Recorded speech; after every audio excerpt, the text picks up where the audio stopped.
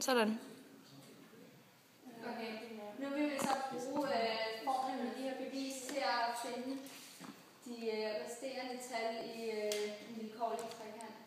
Først skal vi finde den sidste vinkel ved at sige 180 grader minus 76 grader og minus 43 grader.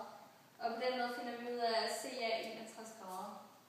Derefter skal vi finde sidestykkerne, og der skal vi gøre brug af den her formel. Vi kender vinkel A og sidestykket A, og vi kender vinkel B. Men vi skal finde ud af sidestykket B. Det skriver vi op sådan her. Bagefter ganger vi over kryds, så vi slipper for brøkstregerne. Og så vil vi isolere B, og det gør vi ved at rykke sinus 43 over på den anden side af lighedstegnet, så vi dividerer i stedet for at gange. Når vi så regner det ud, finder vi ud af, at sidestykket B er 9,959 cm. Det samme kan vi gøre for at finde linjestykket C. Vi indsætter de tal, vi kender, så der kun er C tilbage.